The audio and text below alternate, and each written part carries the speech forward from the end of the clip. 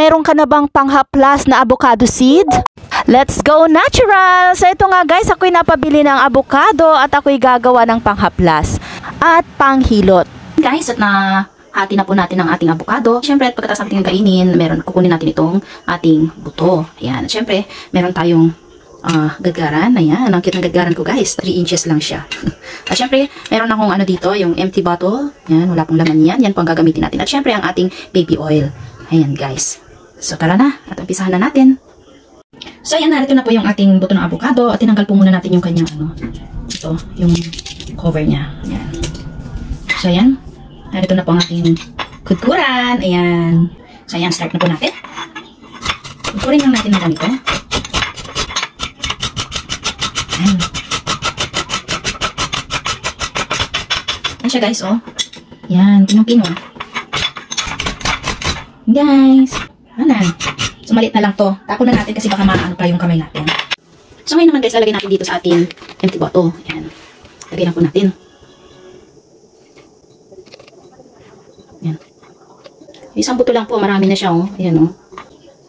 Ayan, guys. Okay na siya. Daming nagagad dun sa isang bote. Isang buto. So, ayan. Tama na. Set aside natin yan. Ayan. Ayan, lalagyan naman natin siya ng oil. Ito po ay oil.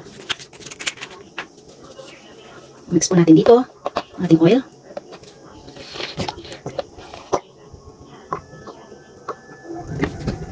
So, ayan, guys. Ganito na po magiging itsura niya. Ayan.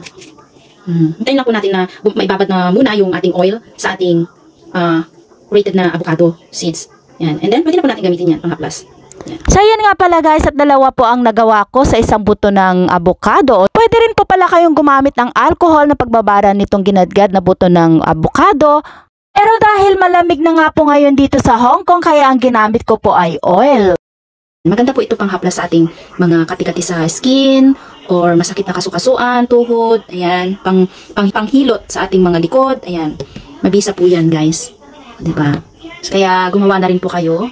Ayan, sadyang napakabuti ng Diyos kasi binigyan tayo ng mga punong kahoy, mga bungang kahoy upang magamit natin bilang natural na gamot o panghaplas. Ayan, disclaimer lang po pala, guys. Pag ginamit nyo po ito at hindi po kayo nakaramdam ng kaginhawaan sa inyong mga nararamdaman o sakit sa katawan, mas maigi pong kumonsulta sa ating mga espesyalista. Marami po tayong doktor na espesyalista. Ayan. Pero syempre, wala naman pong mawawala nating susubukan.